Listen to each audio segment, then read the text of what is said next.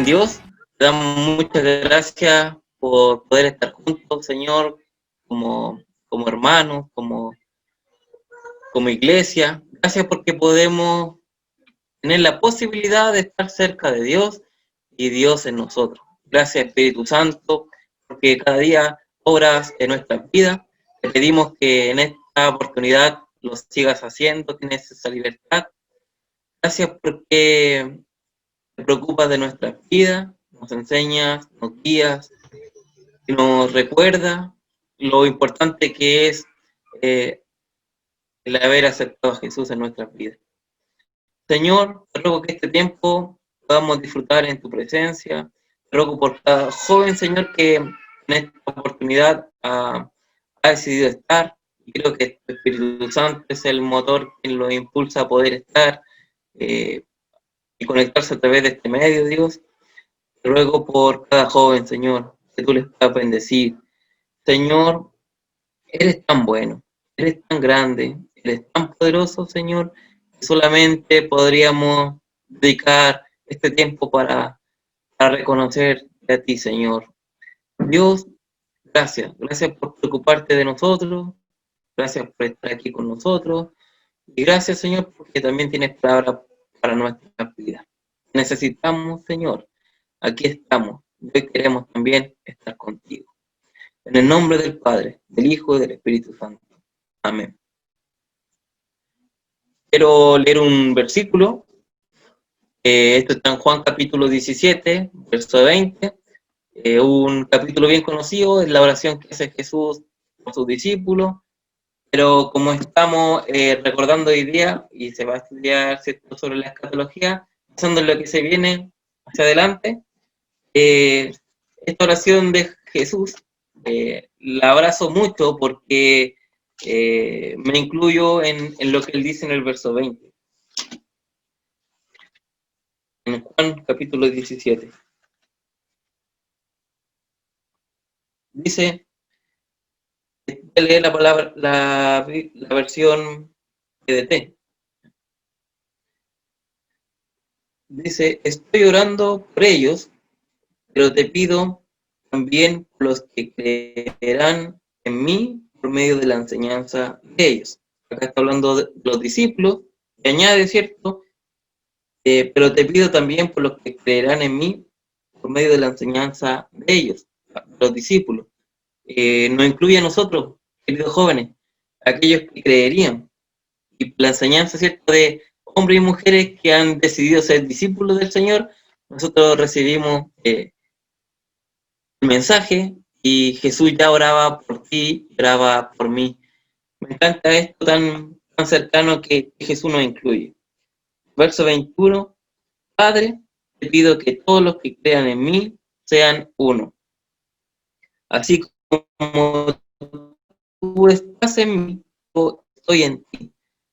Te pido que ellos sean uno en nosotros, para que el mundo crea que tú me enviaste. Esto también menciona cómo Jesús hace esta oración para incluirnos con Dios. O sea, la iglesia sea uno en primera instancia. Y lo segundo es que estemos en Dios y Dios esté en nosotros. Y una de las cosas que yo aprecio mucho en mi vida cristiana es que Dios está en mí, el Espíritu Santo está en mí, está en ti, está en la iglesia. Esto es maravilloso. El Espíritu Santo está con nosotros. Y Jesús, ¿cierto?, oraba y creía y pensaba ya en aquellos que iban a creer en Él. Así que estoy agradecido de Jesús por lo que Él hizo. Y lo más maravilloso es que hasta el día de hoy Él sigue intercediendo por nosotros. Así que no estamos solos. Jesús fue capaz de dar su vida por nosotros y aún sigue buscando a aquellos que están perdidos para poder añadirlos y estar con ellos. Y quiero invitarle a que podamos cantar una alabanza y esta canción se llama Amor sin condición. Pensemos que no hay límites para Jesús, Él siempre está preocupado de ti, está preocupado de mí.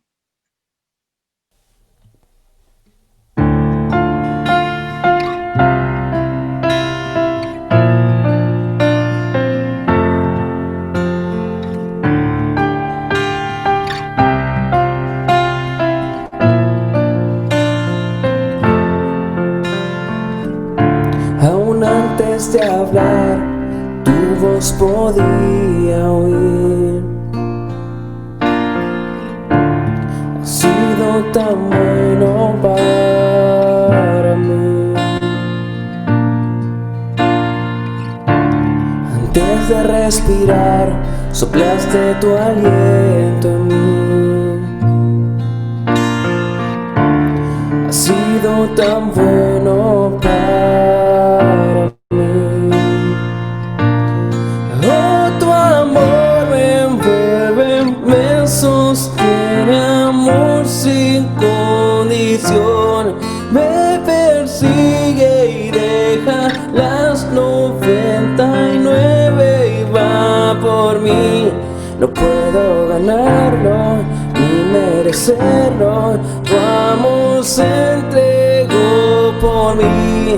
Oh, tu amor me envuelve, me sostiene, amor sin condición.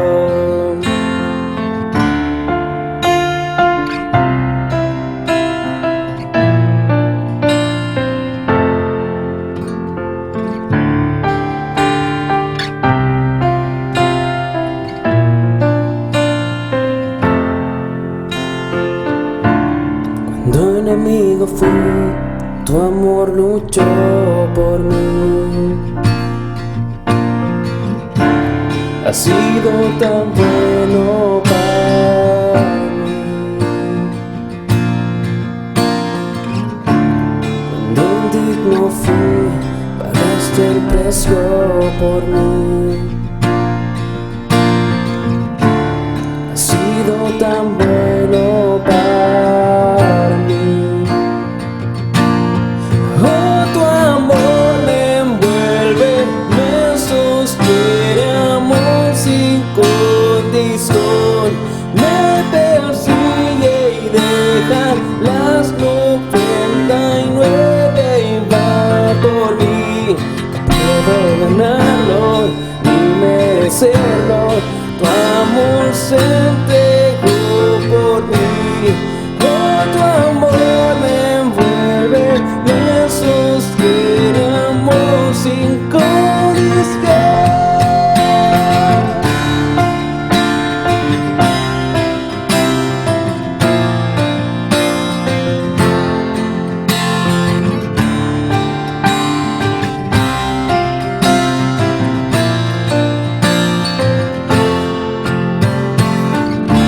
No hay sombra que no alumbres, monte que no escales para encontrarme a mí. No hay pared que no derrumbes, cadena que no rompas para encontrarme a mí. No hay sombra que no alumbres, monte que no escales para encontrarme a mí. No hay pared que no derrumbes, cadena que no rompas para encontrarme a mí. No hay sombra que no alumbres, monte que no escales para encontrarme a mí. No hay pared que no derrumbes, cadena que no rompas para encontrarme a mí. No hay sombra que no alumbres, monte que no escales para encontrarme a mí. No hay pared que no derrumbes, cadena que no rompas para encontrarme a mí. Oh, tu amor me envuelve, me sostiene, amor sin condición. Me persigue y deja las 99 y va por mí. No puedo ganarlo ni merecerlo, tu amor se entregó por mí. Oh, tu amor me envuelve, me sostiene, amor sin condición.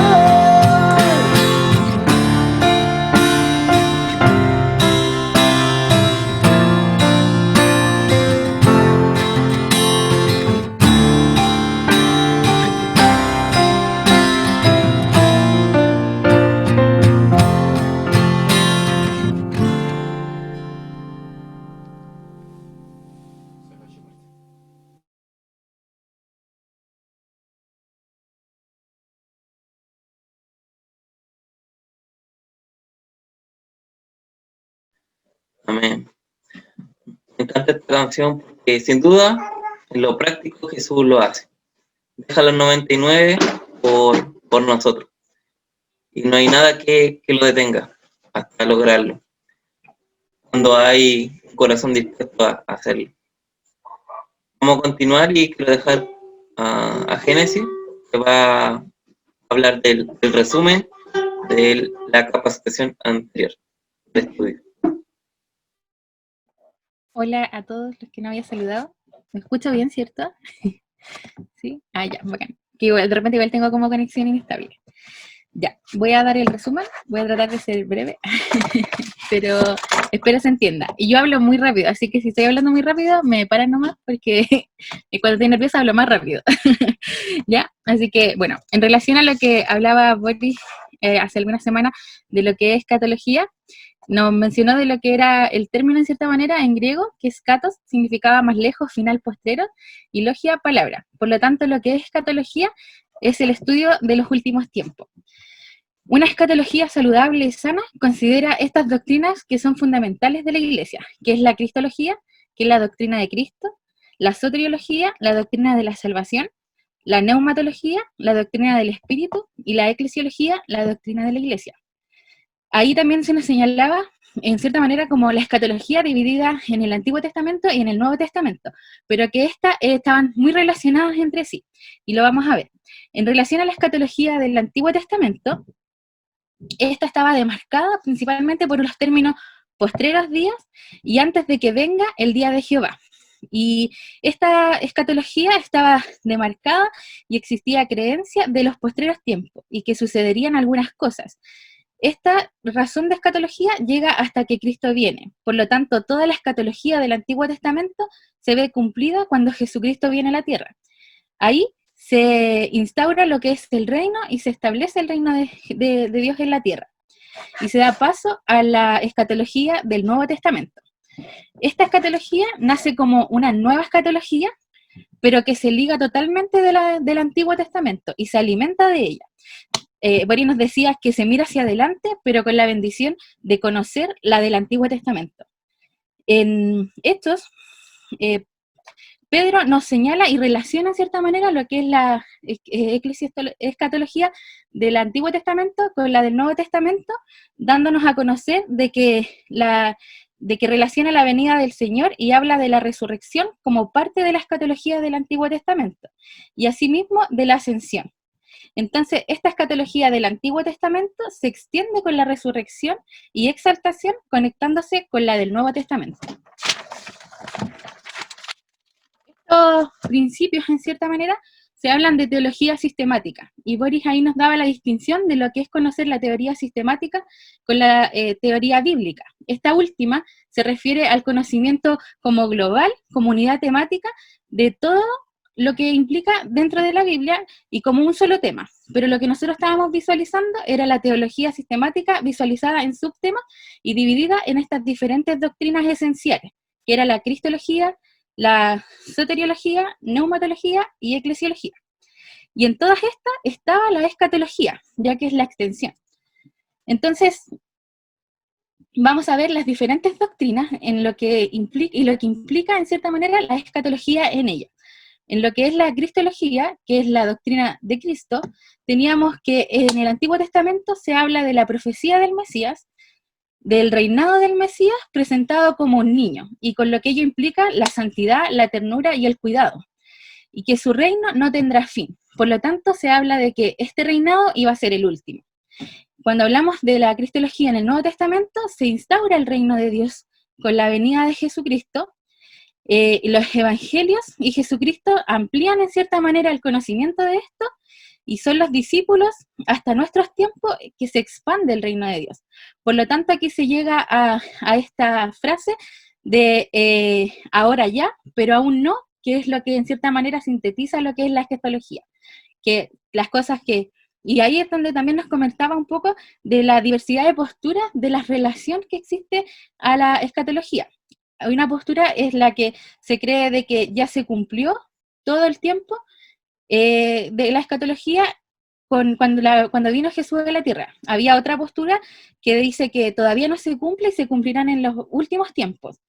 Y la que nosotros creemos y que a la cual nos ceñimos como iglesia, en cierta manera, como doctrina, es que ya se han cumplido, se cumplen en la historia y en la actualidad, y que aún tienen que cumplirse. Y por eso el término ahora ya, pero aún no. En relación a lo que sigue siendo los tiempos escatológicos, tenemos que con Jesús se profetizó y Él vino, y que con las gentiles y la iglesia se están generando, y que se cumplirán en el fin del fin, que aún no sucede, y que está por delante. Por lo tanto, tenemos ahí el cumplimiento de Jesucristo como rey que venía en el Antiguo Testamento, como sacerdote y como profeta, y también se muestra en el Nuevo Testamento que este reinado fue para siempre, que el sacerdocio es para siempre y que Él está a la diestra del Padre intercediendo por nosotros. Por eso se cumple esta escatología de que ahora ya, pero aún no. En cuanto a lo que es la soteriología, que es la doctrina de la salvación, teníamos en Isaías en 53 que nos cuenta un poco como la crudeza de lo que iba a suceder, y tenemos la llegada de Jesucristo como en forma de hombre, la muerte y la resurrección y exaltación. Y es en estas últimas dos donde se da este nexo con la escatología, que es la resurrección y la exaltación, con la escatología del Nuevo Testamento. Por lo tanto, la salvación viene en tiempos postreros. Y eso fue un versículo que habló Boris en 1 de Pedro 1:5, y eso no quería decir que nosotros no fuéramos salvos hoy, sino que se volvía a cumplir esto de que ahora ya, pero aún no, porque somos salvos, debemos cuidarlas, nos mantenemos siendo salvos, pero somos completamente salvos cuando Jesucristo venga en la segunda venida. Y esa resurrección que nosotros tuvimos espiritualmente, y que tuvimos cuando aceptamos a Jesucristo como nuestra salvación, hubo una resurrección espiritual, pero que falta cuando sea la segunda venida de Jesucristo, que Él va a venir, y donde dice que los muertos serán levantados, y ahí es donde se cumple, en cierta manera, esta escatología del Nuevo Testamento. Y en relación a la tercera o cuarta doctrina, que es la eclesiología, que es la iglesia. Y Jesús trajo el reino, permanece en nosotros, pero lo restablecerá con su venida. Y ahí se vuelve a cumplir este principio de ahora ya, pero aún no. Pues el reino de Jesús no se ha establecido, ya que aún hay maldad en el mundo. Esos fueron los tres conceptos clave de lo que es la doctrina, que englobaban lo que es la escatología, y faltaba, y que creo que lo mencionó en el primero, que era la neumatología. Así que ese sería como el breve resumen de lo que habló Boris la última vez. Muchas gracias, Génesis, por recordarnos, ¿cierto?, la segunda parte de escatología. Y bueno, sin añadir más, el pastor Boris que tome el púlpito. Gracias. Buenas noches, queridos jóvenes, a los que nos he saludado. Al principio ahí nos estuvimos diciendo los holas, pero para los que se van sumando. Muchas gracias, Génesis, por tu resumen. Te nombro secretario oficial de mis temas, porque ni yo lo explico después igual. Súper. Solo una aclaración, que yo creo que a lo mejor lo escribiste nomás distinto,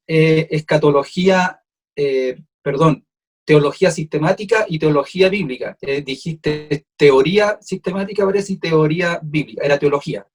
Pero eso no fue sí, pero todo lo demás súper bien, te pasaste.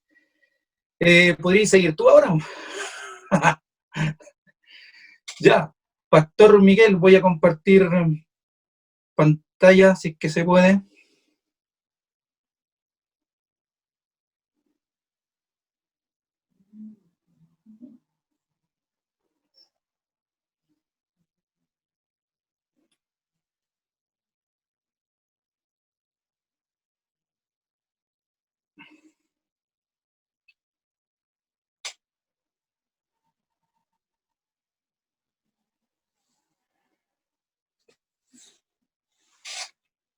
Bien, ¿se escucha?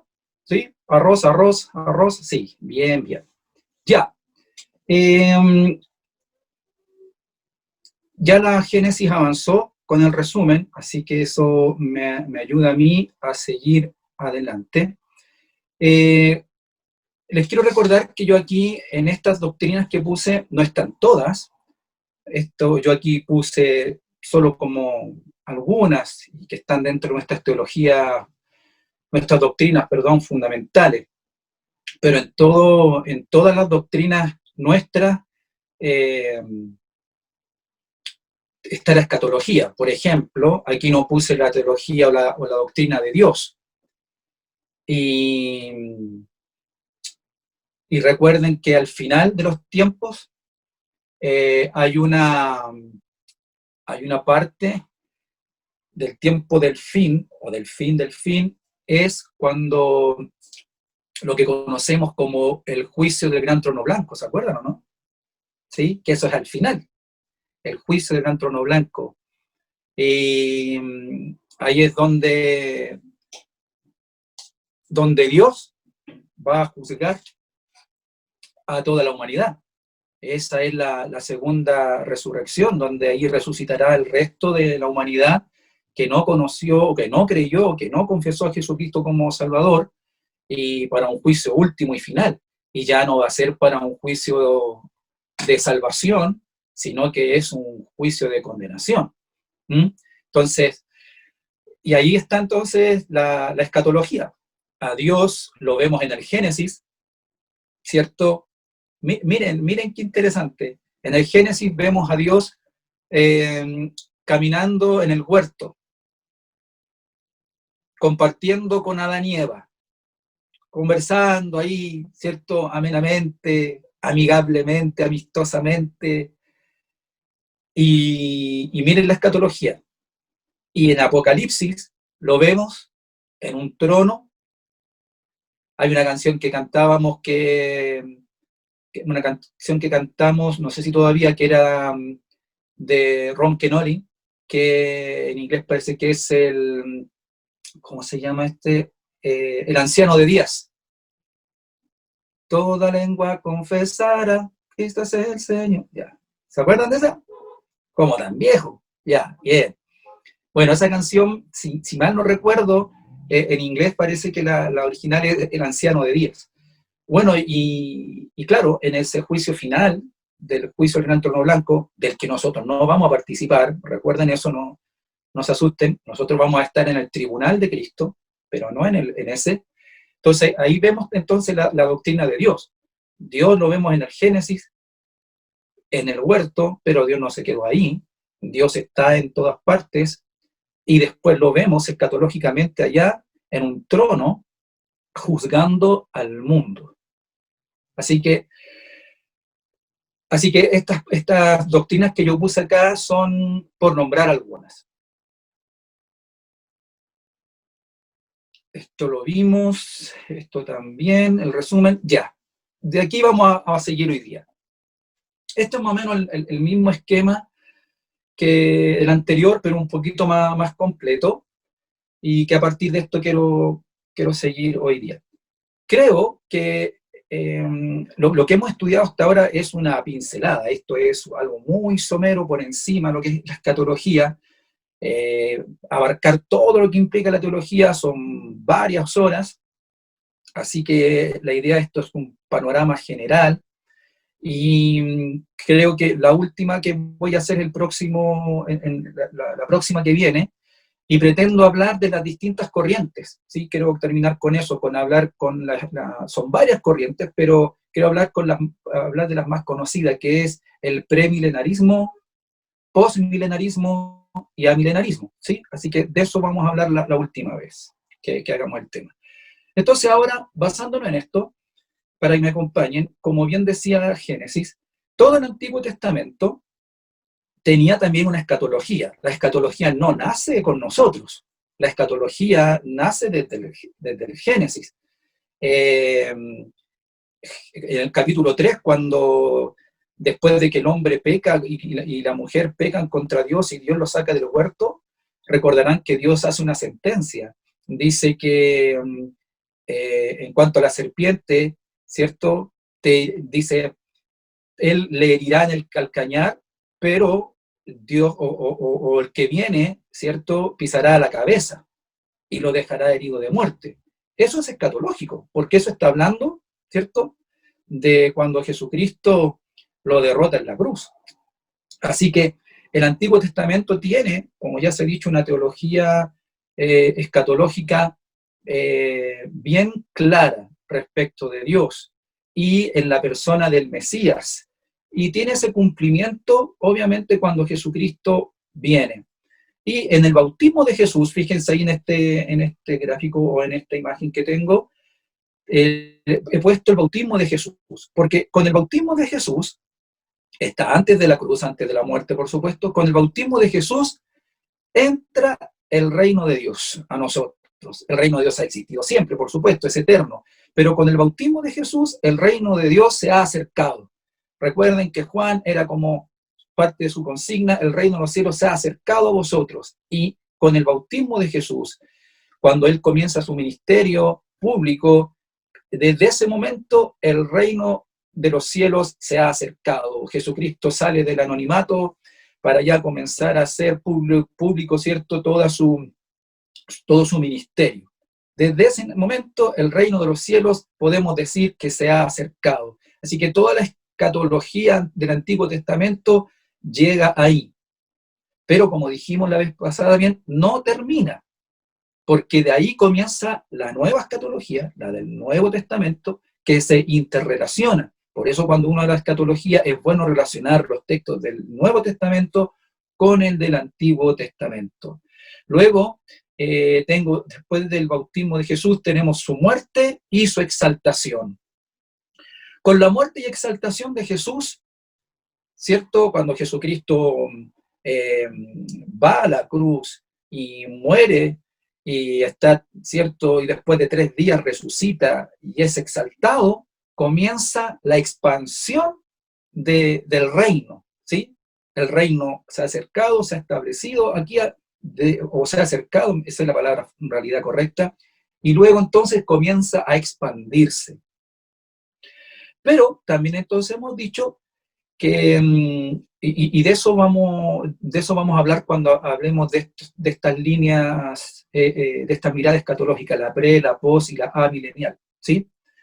Y entonces decimos que el reino de los cielos comienza a expandirse, pero no se ha establecido como tal. ¿A qué me refiero? El reino de los cielos se ha establecido en nosotros. Eso sí, el reino de los cielos se establece en todo aquel que acepta a Jesucristo como su Salvador. El reino de los cielos se establece en todos aquellos que nacen de nuevo. Claro, todos aquellos que nacen de nuevo participan del reino de los cielos, pero aún no es la consumación. Fíjense que al final del dibujo, ¿cierto?, tengo ahí la palabra consumación en verde. Claro, porque todavía falta para que el reino de los cielos se establezca, ¿cierto?, totalmente.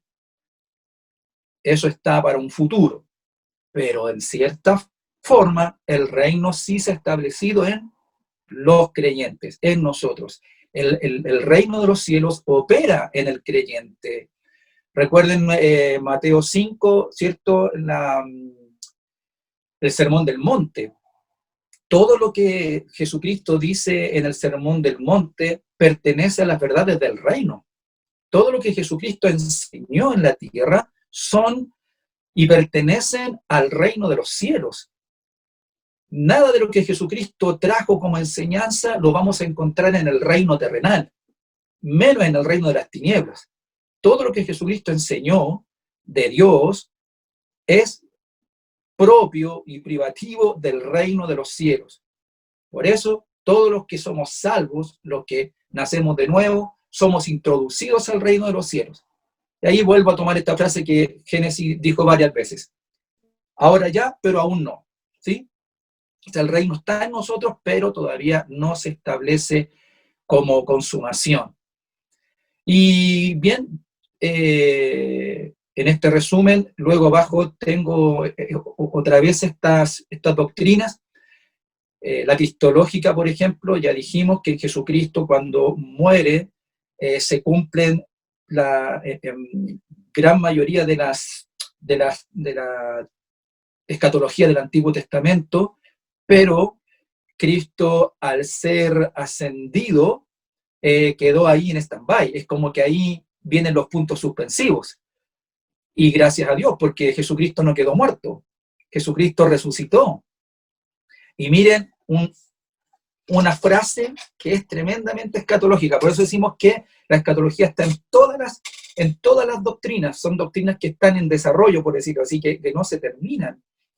¿Se acuerdan ustedes que cuando Jesucristo iba a ser ascendido, o cuando ya comenzó a subir al cielo, aparecieron unos ángeles, y los ángeles le dijeron a los discípulos, así como le habéis visto ir al cielo, ¿cierto? Así también, ¿qué dicen al final? Volverá. Así que, punto suspensivo. Eso es escatológico. Ellos estaban dando una frase ahí, escatos, ¿sí? De lo que viene. Recuerden que la frase muy común que usa el Antiguo y también mucho el Nuevo es lo postrero. Ellos ahí dijeron una frase muy postrera, ¿sí? Así como la habéis visto ir, así mismo volverá. Eso es escatología. Volverá. ¿Cuándo? No lo sabemos. Pero hay algo que todavía aún queda. Y eso es su segunda venida. Al final de la flecha, o casi al final de la flecha, tengo la segunda venida. Entonces, la cristología de Jesús se cumplió en parte con toda su obra de redención por nosotros, pero del momento en que los ángeles dicen, y asimismo volverá, es porque hay algo que aún tiene que suceder. Y eso será en su segunda venida. Con respecto a la soteriología, con la salvación, nosotros ya somos salvos ahora, por gracia, desde el día que aceptamos a Jesucristo somos salvos, pero todavía mientras estemos en la tierra estamos en conflicto con la carne, ¿se acuerdan? Con la carne, con el pecado, con la tentación. Entonces falta esta como redención total, ¿sí? Entonces la soteriología incluso todavía le falta esa consumación, y esa consumación es cuando Jesucristo venga y nos lleve al reino, porque ahí entonces ya dejaremos de luchar con el pecado y con la tentación. Y etcétera, etcétera. A ver, por ejemplo, en la doctrina de la eclesiología, la escatología, ahí en lo que es la doctrina de la iglesia, también es interesante, porque la iglesia está hoy aquí en la tierra, pero hay promesas de que estaremos con el Padre. Cuando dice Pablo en Efesios que tenemos una herencia, ¿sí? Y que el Espíritu Santo es la garantía, las arras de esa herencia, de esa posesión adquirida, pero que todavía no la alcanzamos, que es el cielo. ¿Qué dice Pedro? Que tenemos una herencia incontaminada, incorruptible, ¿cierto? Preparado, reservada en los cielos. ¿Y para quién es eso? Para la iglesia. Entonces, también en la doctrina de la iglesia encontramos entonces estas características, estos rasgos escatológicos, de cosas que todavía tienen que cumplirse. Y hoy día quiero enfocarme un poquito en un rasgo de la escatología que aborda Pablo, y vamos a ir a 1 Corintios 15. 1 Corintios 15, 20. Ahí si pueden rayar, escribir, lo que ustedes quieran. Y Pablo tiene su escatología, su forma, lo que él recibió como revelación. Juan, el apóstol, también tiene una escatología. Los que han estudiado, los que han visto los videos, ¿cierto? Espero que los jóvenes también estén viendo los videos del estudio bíblico que hicimos de las cartas de Juan. Ahí también hay una escatología de Juan bien interesante. Y Pedro también tiene una escatología bien buena. Pero aquí vamos a ver la escatología de Pablo. Y es un tema en especial que quiero tocar. Y es la muerte. La muerte. Podría haber tocado quizás el cielo. ¿Qué es el cielo? ¿Cómo será el cielo? Ve que Apocalipsis dice que las calles son como de oro, mar de cristal. Es interesante hablar del cielo, porque ¿quién ha estado ahí? Recuerden que el cielo, al menos hay 3 niveles de cielo. Está el primer cielo, que es este cielo que está sobre nuestras cabezas, donde vuelan las aves, los aviones, etcétera. El segundo cielo es el cielo de las estrellas, de los planetas, de la Vía Láctea y de todo aquello que todavía el hombre no logra y que cada vez descubre más. Y el tercer cielo es el lugar donde habita Dios. Háganme con la mano una seña. ¿Al cuál cielo fue el que fue Pablo? ¿Al 1, al 2 o al 3? Al 3, muy bien, Javita. Te ganaste un Super 8, que te lo compre tu mami. Pablo fue al tercer cielo. Y es ahí donde, por lo que entendemos, ahí estuvo con Dios y se le reveló cosas que él no puede decir, ¿cierto? Y no es que la muñeca le habló, fue Dios quien le habló. Así que al menos en la Biblia encontramos hasta un tercer cielo. Así que hablar del cielo sería interesante. Pero dentro de toda la escatología, que podríamos, como dije, tocar varios tópicos, pero quiero hablar de tomar la muerte. Voy a leer entonces verso 20. Mas ahora Cristo resucitado de los muertos, primicias de los que durmieron es hecho. Por cuanto la muerte entró por un hombre, también por un hombre la resurrección de los muertos. Porque así como en Adán todos mueren, también en Cristo todos serán vivificados, pero cada uno en su debido orden. Cristo las primicias, luego los que son de Cristo en su venida, luego el fin, cuando entregue el reino al Dios y Padre, cuando haya suprimido todo dominio, toda autoridad y potencia. Porque preciso es que él reine hasta que haya puesto a todos sus enemigos debajo de sus pies. Y el postrer enemigo que será destruido es la muerte.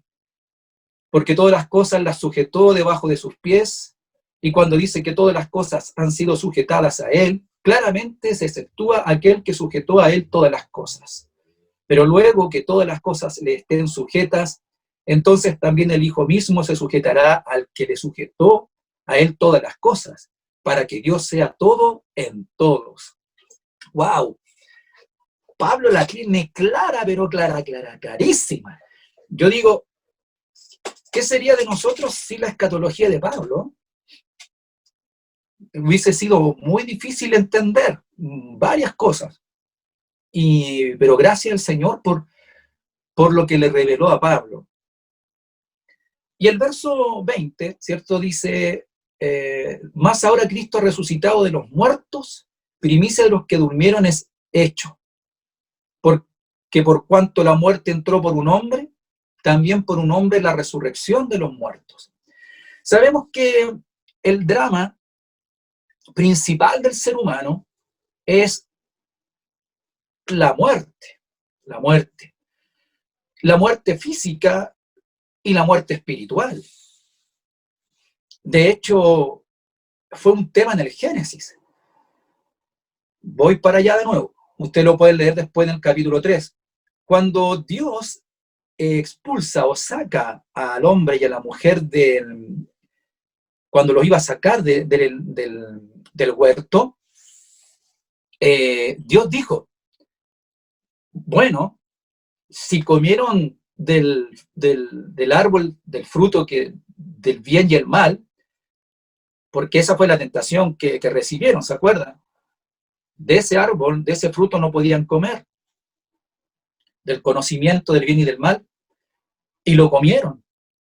Por lo tanto, Dios dijo, ahora ellos saben el bien y el mal, como nosotros.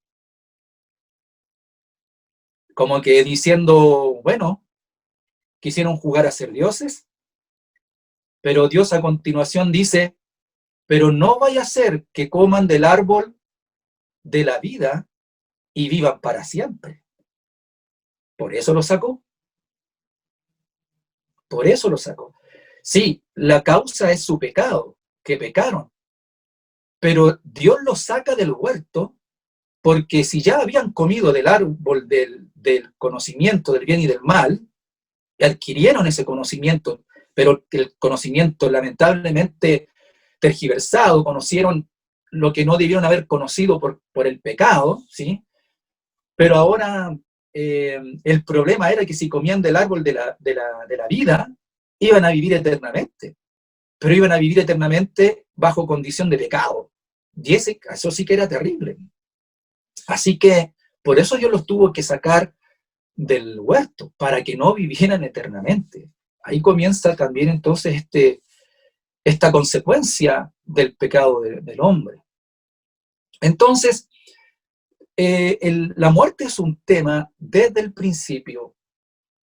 La muerte espiritual, que ya sabemos que es separación, muerte significa separación, y la muerte espiritual significa separación de Dios. Pero a partir de ahí también el hombre comienza a experimentar la muerte física, porque recuerden que en las sentencias que Dios dio al hombre y a la mujer, le dijo también que del polvo eres y al polvo volverás. Sí, les sentenció la muerte.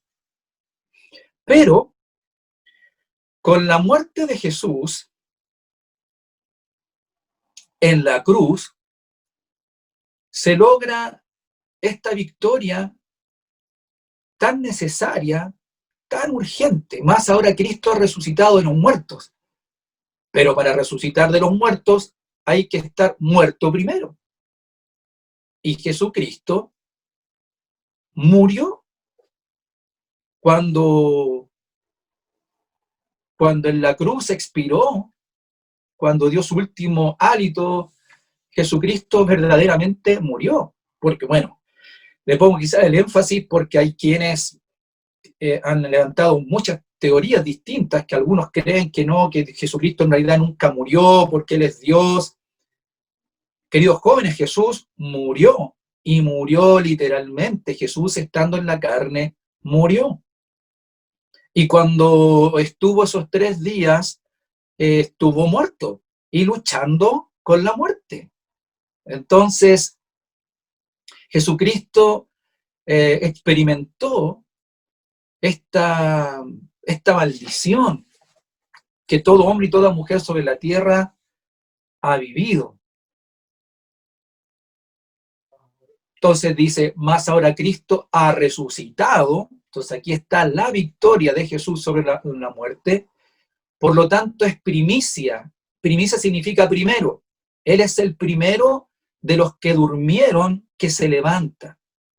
Versículo 21, porque por cuanto la muerte entró por un hombre, ¿cierto? Ahí vemos el Génesis, también por un hombre la resurrección de los muertos, ¿sí? Ahí vemos la victoria de Jesús. Porque así como en Adán todos mueren, también en Cristo todos serán vivificados.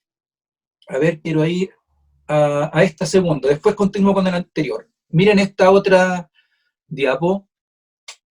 Miren, sigo en el capítulo 15 y versículo 45, miren, dice, así también está escrito, fue hecho el primer hombre Adán, alma viviente, y el postrer Adán, espíritu vivificante.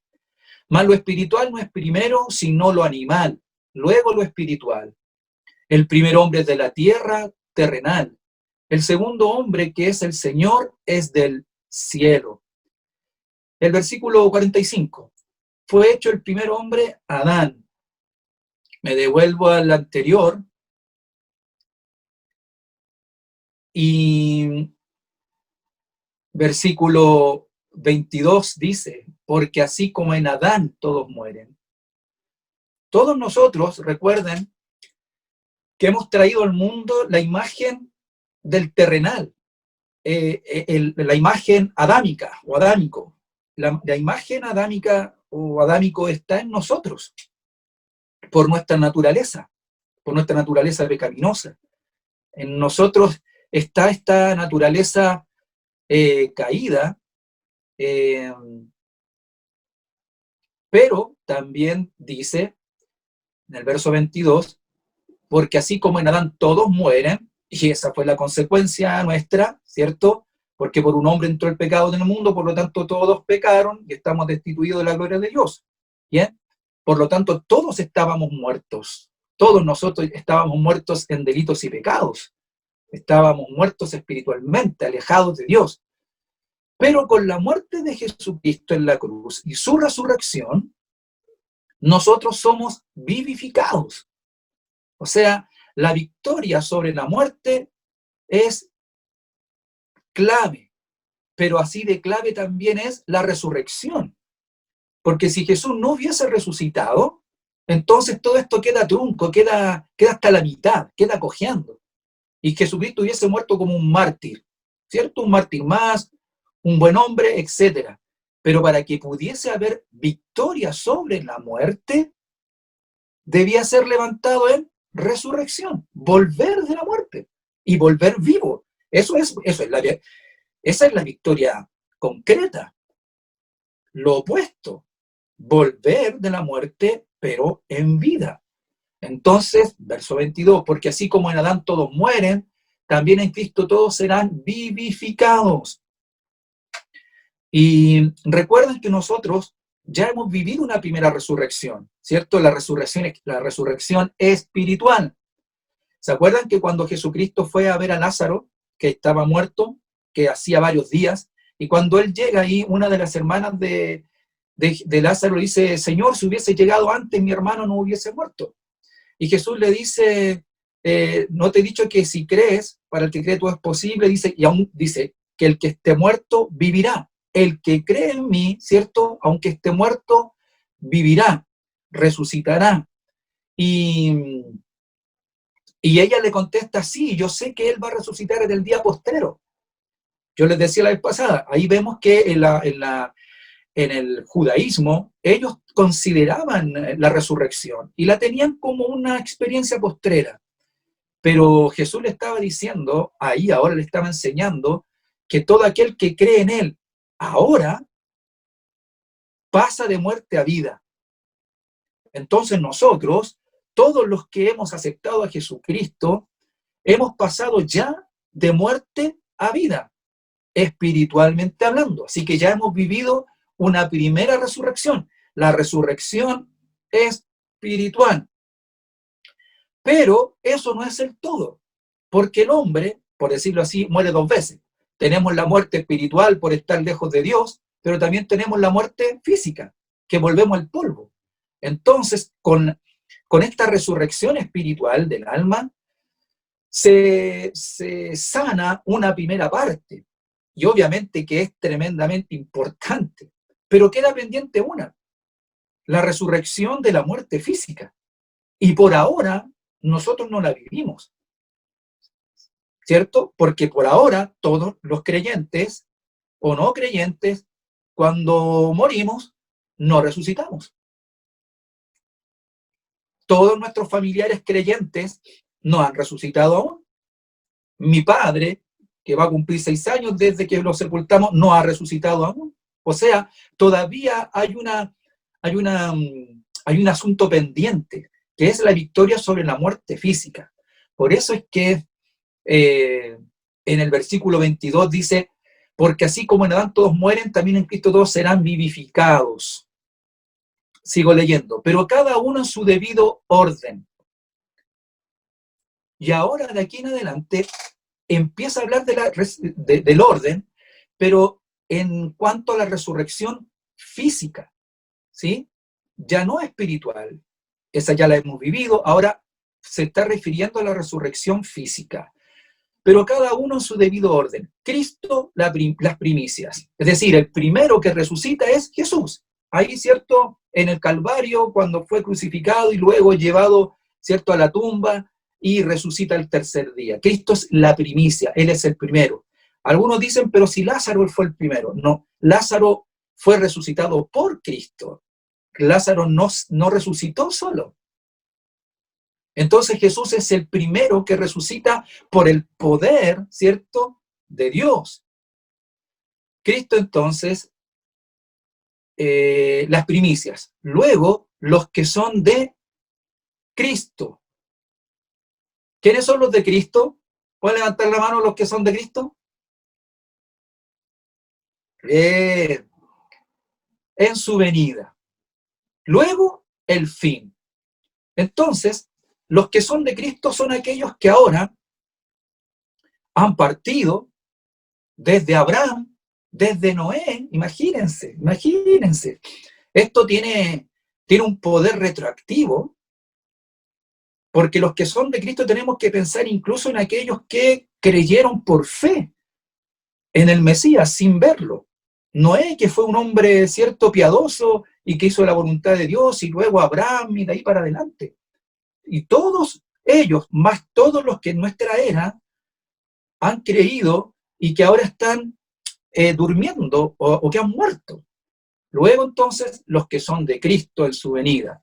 Luego el fin. Y luego dice, luego el fin. O sea, tiene que pasar esto primero. No puede venir el fin antes. Por eso les digo, vamos a ordenar después los tiempos en la próxima ocasión. Porque no puede venir el fin sin que antes primero suceda este magno evento, la resurrección de los hijos del Señor. La resurrección de los hijos del Señor. Luego el fin, cuando entregue el reino al Dios y Padre, cuando haya suprimido todo dominio, toda autoridad y potencia. Porque preciso es que Él reine hasta que haya puesto a todos sus enemigos debajo de sus pies. ¿Le suena conocido ese texto 25? Porque preciso es que Él reine hasta que haya puesto a todos sus enemigos debajo de sus pies. ¿Dónde sale como profecía ese texto o esas mismas palabras? Ya, les ayudo. ¿En qué salmo? Ya, les ayudo más. ¿En qué salmo 110? ¿Qué versículo? Bueno, ya, el versículo 1. El Salmo 110 y versículo 1, para que lo anoten ahí, dice, Jehová dijo a mi Señor, siéntate a mi diestra hasta que ponga a tus enemigos por estrado de tus pies. Miren, casi tal cual.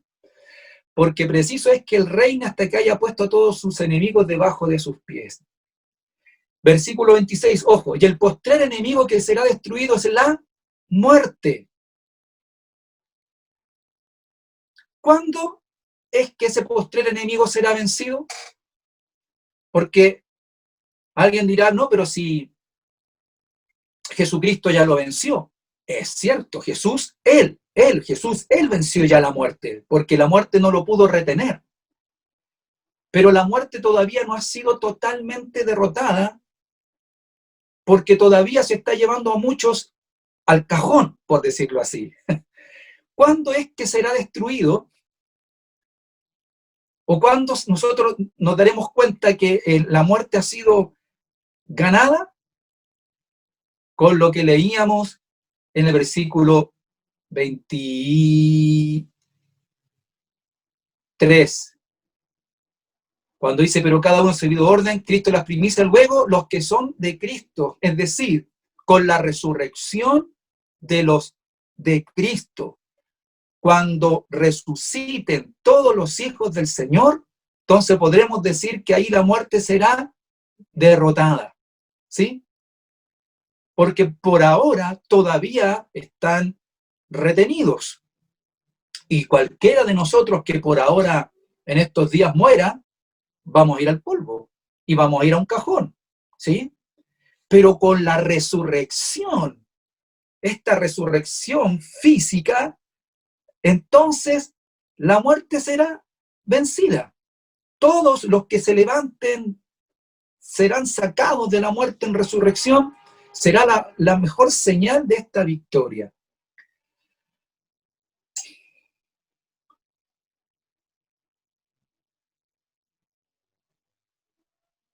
Voy al versículo 45 ahora. Así también está escrito, fue hecho el primer hombre, Adán, alma viviente, y el postrer Adán, espíritu vivificante. Mira qué bonito esto. Todos nosotros que representamos a Adán, éramos solo alma viviente, pero espiritualmente muertos en delitos y pecados. Pero el postrer Adán, ¿quién es el postrer Adán? Jesucristo. No lo olviden, Jesucristo, espíritu vivificante. Es decir, en Adán, en el primer hombre, nosotros tenemos, sí, somos un alma viviente, pero espiritualmente muertos. Pero en Jesucristo, el postrer Adán, pasamos a ser espíritu vivificante. Más lo espiritual, dice, no es primero sino lo animal, luego lo espiritual. El primer hombre es de la tierra. Claro, es de la tierra. Adán y todos nosotros, antes de este glorioso evento de la resurrección, cuando esta que estamos esperando, somos de la tierra. Por lo tanto, somos terrenales. O algunos de ustedes ya están en el cielo. Algunos andan en la luna, es otra cosa. Algunos como que andan dando sus vueltas por la luna y por el espacio sideral. Pero estamos en la tierra. Así que nosotros somos terrenales. Pero dice entonces, aquí como que todo se representa en dos personajes, en dos figuras. El primer hombre, Adán, y el segundo que tipifica que es Jesucristo. El primer hombre es de la tierra, terrenal. El segundo hombre, que es el Señor, es del cielo. Miren los dos polos. ¿Sí? El primer Adán, el primer hombre representa lo terrenal. Esto que está sujeto aquí. Y está tan sujeto a esta tierra que aun cuando muera va a ir más abajo de la tierra, va a ir al polvo, va a ir al sepulcro, al Hades, al Seol, como la Biblia también le llama, al lugar de los muertos. Todo eso representa lo terrenal. Pero el segundo hombre, que es el Señor, es del cielo, ¡fum!, de ahí arriba. ¿Pero por qué es del cielo? Porque Él venció la muerte. No fue gratuito. Jesucristo en su primera venida y con su muerte en la cruz y con haber ido a la muerte y haber resucitado, Jesús tiene toda la autoridad sobre la muerte y como no lo pudo retener, entonces Jesucristo pudo volver al cielo. Por eso los ángeles cuando les dicen así como ustedes la habéis visto ir al cielo, eso es poderosísimo. Jesucristo no se... Miren, recuerden, y aquí me voy por otro lado, pero es que me entusiasmo con esto. Pero pasa que, recuerden que cuando Jesucristo se iba a ir, los discípulos le preguntaron, bueno, ¿y cuándo restaurarás el reino de Israel? ¿Se acuerdan? Y Jesucristo le dice, no les toca a ustedes saber los tiempos. ¿Se acuerdan de eso? Porque por ellos, por los discípulos, ojalá Jesús se hubiera quedado con ellos. Y díganme, si nosotros estuviésemos en el lugar de los discípulos, obviamente que hubiésemos querido que Jesucristo resucitado se quede con nosotros. Miren, si los discípulos ya lo querían con Él antes de que muriera, imagínense una vez que Jesucristo resucitó. Portentoso, glorificado. Ahí era como para decirle, Jesucristo, si no te fuiste antes y ahora que venciste en la muerte, tienes que puro quedarte y derrotemos al imperialismo romano y démosle, ya. Y ahí a Pedro seguramente hubiera salido todo el flight que lleva adentro ahí y vamos sacando espada ahí. Pero, y hasta para Jesucristo hubiese sido hasta tentador. Pero sé que no lo fue, para Jesucristo no fue tentador, pero es una forma de decir, Jesucristo hubiera dicho, bueno, sí, ahora pídanme, porque ahora estoy resucitado, ahora he demostrado que estoy vivo. Miren, Jesucristo podría haber dicho, ahora me voy a presentar ante Pilato, ¿cierto? Y ante el Sanedrín, voy a ir a enfrentar al soldado que me escupió la cara, porque hasta me acuerdo quién fue. Jesucristo podría haber dicho, voy a ir a ver a aquel que me tapó los ojos y me pegó el cachamal, porque aunque me tapó los ojos yo sé quién fue. Jesucristo podría haber resucitado con un espíritu de venganza, pero así, con todo el derecho. Jesucristo podría haber incluso haber dicho ya, me tengo que ir, pero antes voy a ir casa por casa de todos aquellos que se burlaron y se rieron de mí, porque ahora quiero que me vean resucitado. Pero gracias a Dios porque Jesucristo era perfecto y esos sentimientos terrenales, carnales, egoístas y egocéntricos no los tenía. Miren, escúchenme bien esto. Si Jesucristo se hubiese quedado después de resucitado con nosotros, hubiera sido bueno, pero no lo perfecto. Porque lo perfecto es que Jesús volviera al cielo. Volviera al cielo. Sí, queridos jóvenes, yo sé que extrañamos al Señor. Pero qué bueno que Jesús está en el cielo. Ya volverá, pronto volverá, sí. Pero Jesucristo tenía que volver al cielo, a su lugar de eternidad, y sentarse a la diestra del trono de la majestad del Padre, donde Dios le ha hecho, dice, Señor y Cristo. El itinerario había que cumplirlo, continuarlo, y Jesucristo fue ascendido. Miren cómo se despegó, es decir, no solo no lo puede retener la muerte, porque salió de ella, y tampoco lo puede retener lo terrenal. Rompió con las barreras físicas, rompió con las barreras de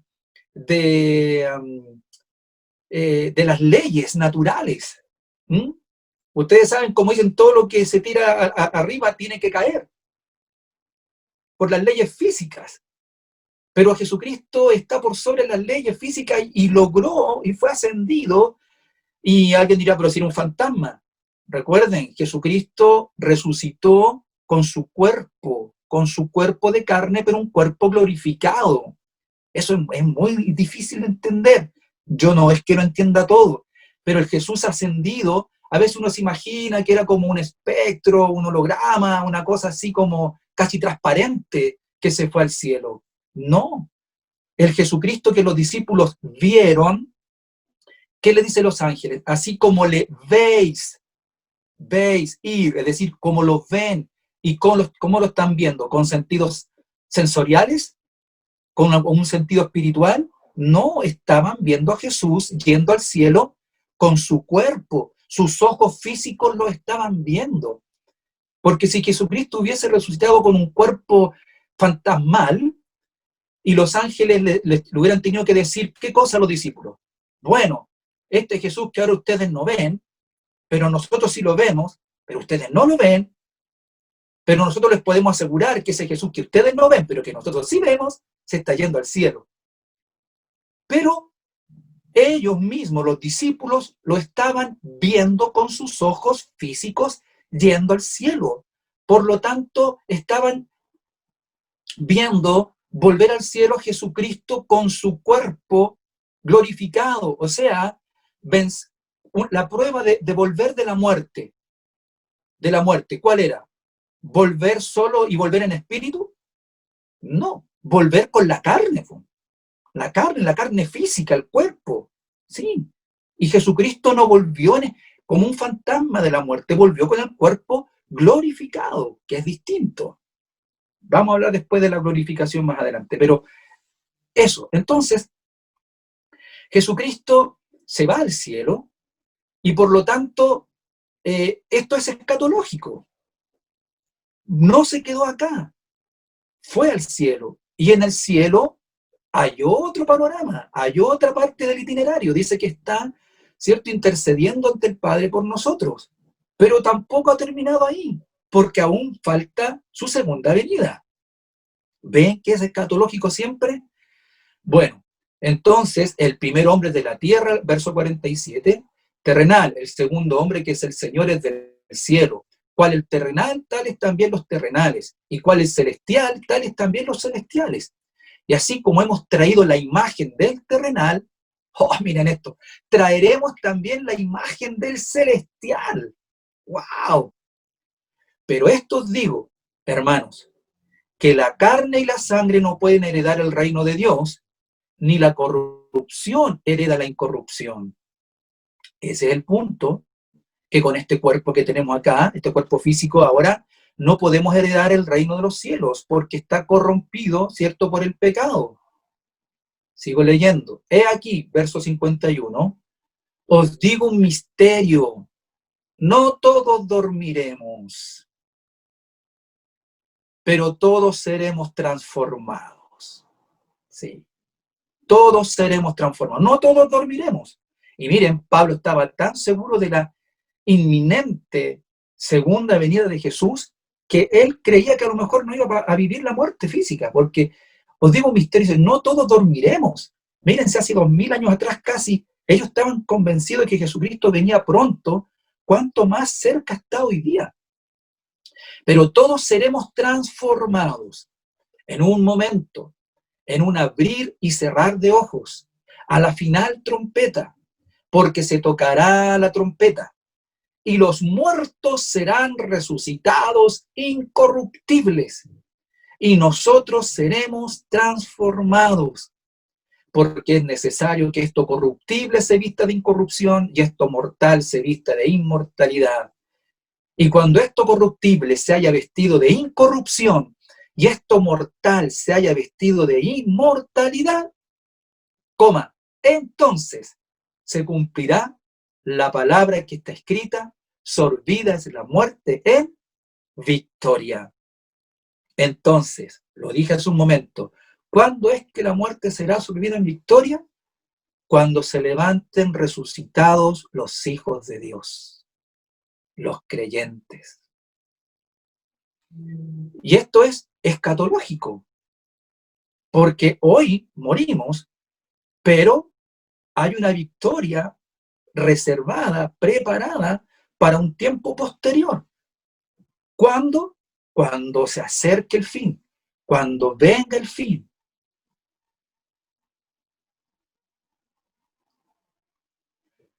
Primera Tesalonicenses, y con esto comienzo a terminar. Capítulo 4, versículo 13 al 18. Seguimos con la escatología de Pablo. Tampoco queremos, hermanos, que ignoréis acerca de los que duermen, para que no os entristezcáis como los otros que no tienen esperanza. Porque si creemos que Jesús murió y resucitó, este es el piso para Pablo. El piso no somos nosotros. El piso para afirmar toda su convicción teológica, escatológica, está sobre la base de que Jesús murió y resucitó. Recuerden, ese es el punto de partida. La muerte y resurrección de Cristo es la que le da fundamento a toda la escatología. No descansa sobre nosotros, sino sobre la obra de Jesús. Pero porque si creemos que Jesús murió y resucitó, así también traerá Dios con Jesús a los que durmieron en él. Eso es escatológico. Dice, así también traerá Dios, traer, pero está en un tiempo futuro, traerá Dios con Jesús a los que durmieron en él. Y recordemos que los términos bíblicos, los que duermen, se refiere a los que están muertos, ¿sí? Por lo cual, y durmieron en él, o sea, esta es la garantía, los que duermen en Cristo, ¿sí? Y eso, los que duermen en Cristo o los que han muerto en Cristo son los creyentes, los que han aceptado a Jesucristo como su Salvador. Por lo cual os decimos esto en palabra del Señor, que nosotros que vivimos, que habremos quedado hasta la venida del Señor, ahí aparece la venida del Señor, ven, todo esto apunta a la venida del Señor, esto es escatología, no precederemos a los que durmieron o a los que están muertos, porque el Señor mismo, con voz de mando, con voz de arcángel y con trompeta de Dios, descenderá del cielo, y los muertos en Cristo resucitarán primero. Miren, en este versículo 16 hay escatología cristológica también. Vuelvo a leer el verso 16. Porque el Señor mismo, con voz de mando, con voz de arcángel y con trompeta de Dios, descenderá del cielo. ¿Quién descenderá del cielo? Jesucristo. Jesucristo. ¿Qué se va a cumplir ahí? Bueno, varias profecías o varios textos del Nuevo Testamento, pero por nombrar uno, lo que dijeron los ángeles cuando estaban con los discípulos. Así como le habéis visto ir al cielo, así mismo volverá. Volverá. Entonces eso está vigente, ese escatos, eso que se ve a lo lejos. Y entonces, el verso 16, con trompeta de Dios, descenderá del cielo. Jesucristo volverá. ¿Y de dónde vendrá? Desde el cielo, porque allá está ahora, desde el cielo. Y los muertos en Cristo, no todos los muertos, porque en este momento, bajo la tierra, hay muertos creyentes y no creyentes. Pero aquí hay una distinción. Y los muertos en Cristo. Esta palabra en griego es ex anastasis. La palabra ek es un artículo en griego que dice fuera de, ek. Y ek dice de entre. Por eso es que es interesante cuando la Biblia dice que resucitarán de entre los muertos, o que Jesucristo resucitó de entre los muertos. Fíjense que el que resucitó ese día, después de la cruz del tercer día, fue solo Jesús.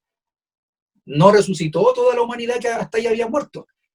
Es decir, Jesús es uno que resucitó de entre los muertos. O ex necrón también se usa. Necrón es de muerte, ¿cierto? Necrosis, ¿se acuerdan de esa palabra necrosis? La palabra necrosis se usa la palabra necrosis cuando el cuerpo, ¿cierto?, se está muriendo, una parte del cuerpo, ¿cierto?, está muriendo. Eso es necrosis. Ex necrosis, ¿sí?, es de entre los muertos. Entonces, y los muertos en Cristo resucitarán.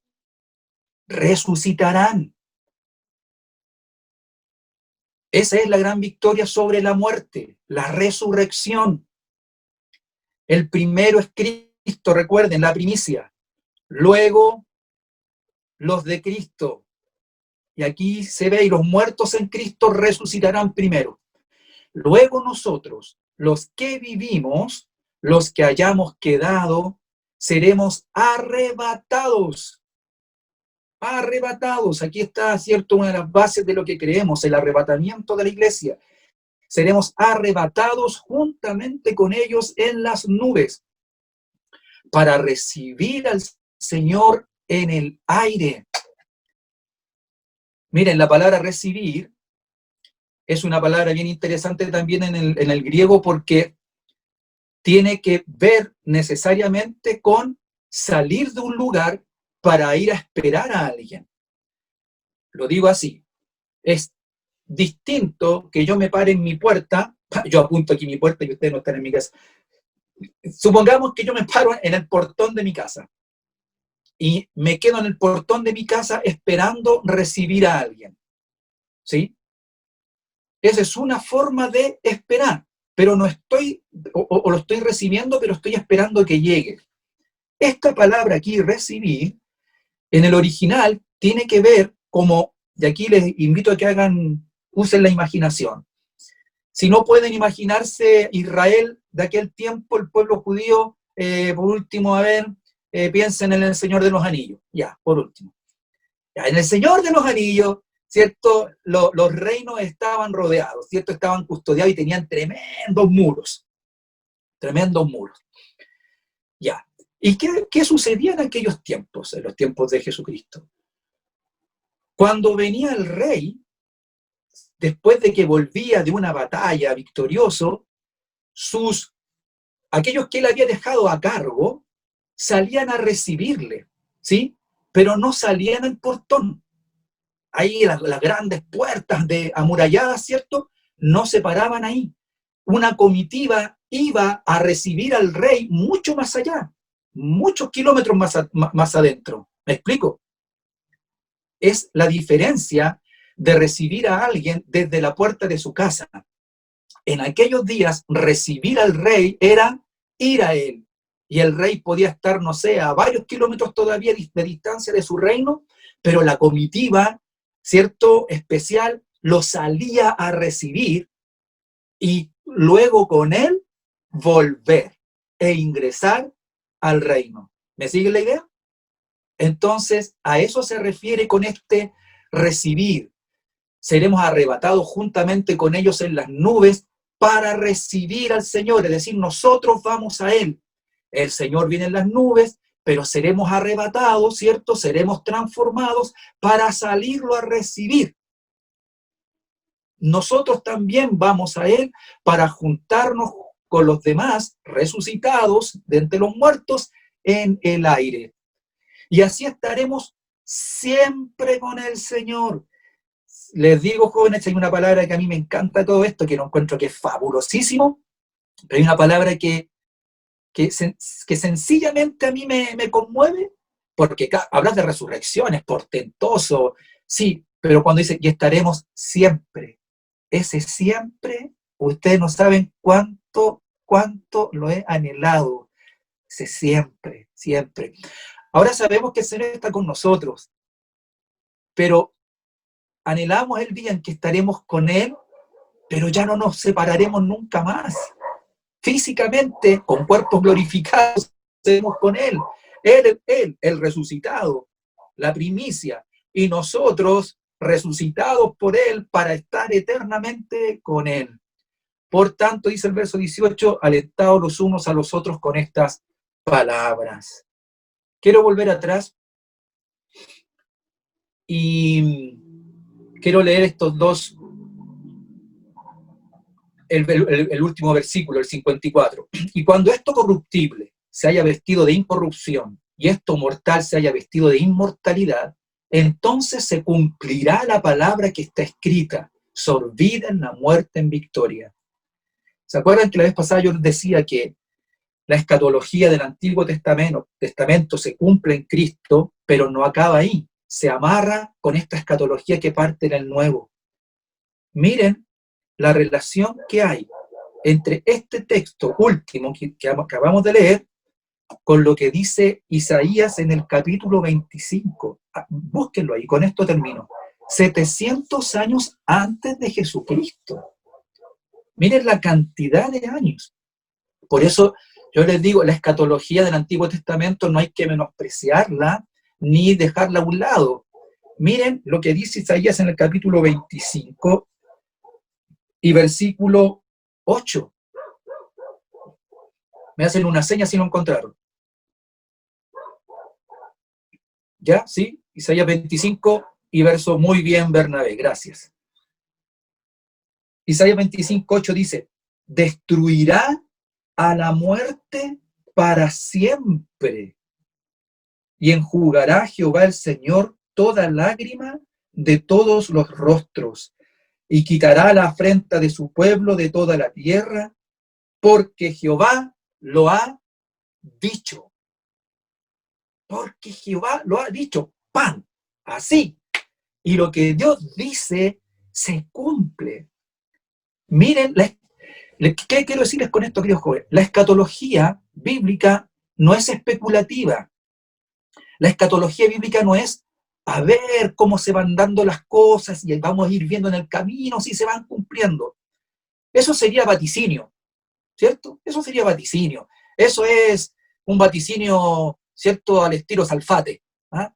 Así, toda esta gente que anda viendo bolitas de cristal y numerología, y ustedes en este tiempo saben que andan todos haciendo vaticinios de cómo se viene el futuro, cómo se viene el país y todo, ¿cierto? Pero eso es vaticinar, o sea, nadie tiene seguridad de nada. Queridos jóvenes, la escatología bíblica no es probabilidades, no es cuánta probabilidad es de que suceda o no suceda. La escatología bíblica es certera. Y miren, ya Pablo lo está diciendo hace 2000 años atrás. Sorbida será la muerte en victoria. Todavía no lo vemos, pero creemos que así será. Isaías, 700 años antes de Cristo, profetiza exactamente lo mismo respecto de la muerte. O sea, la muerte también está dentro del programa escatológico de Dios, y gloria a Dios por eso. Es fuerte el versículo 8, yo creo que los de su época cuando leyeron no cacharon nada de lo que estaba hablando, porque en la época de Isaías, ¿quién podría decir que la muerte será derrotada? Que la muerte será vencida, ¿sí? Pero aquí sin duda recibe palabra profética, escatológica. Y este capítulo 25 de Isaías tiene una particularidad, es un cántico de alabanza. En realidad no es un texto cualquiera, es un canto, es una canción, es un himno. Es un canto de victoria. Destruirá a la muerte y dice para siempre. Para siempre. Y ahora Pablo nos dice Y cuando esto corruptible se haya vestido de incorrupción y esto mortal se haya vestido de inmortalidad, entonces se cumplirá la palabra que está escrita: sorbida la muerte es victoria. ¿Por un tiempo? No, ahí será para siempre, para siempre.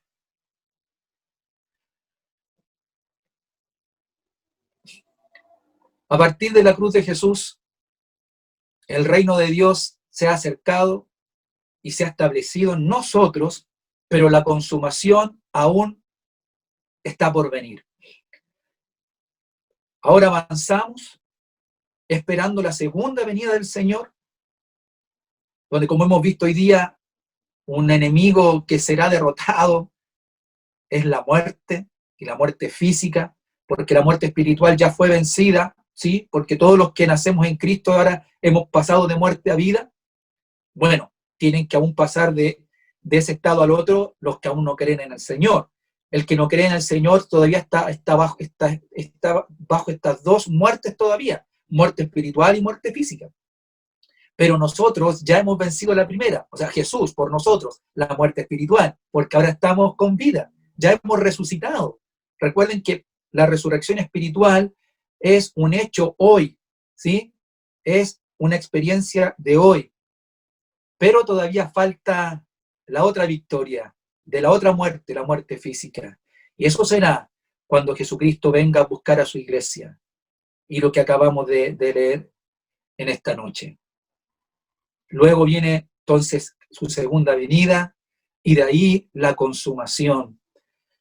Con la segunda venida no termina. ¿Ven que después la flecha sigue? Porque después sigue. Pues, ¿sí? ¿Qué va a pasar con nosotros? Ya vamos a hablar de esto la próxima vez. Pero nosotros seremos llevados al cielo y para dos acontecimientos maravillosos, que son las bodas del Cordero y el tribunal de Cristo, ¿cierto? Y viene entonces este periodo largo para el final, viene la consumación con el juicio del gran trono blanco, donde ya hablaremos de eso más adelante. Eso, queridos jóvenes, que el Señor nos bendiga y apreciemos lo que ya tenemos en Cristo Jesús y lo que escatológicamente aún una de las aristas de esta victoria que viene total sobre el postrer enemigo que tenemos, que es la muerte física. Gloria al Señor por su poder.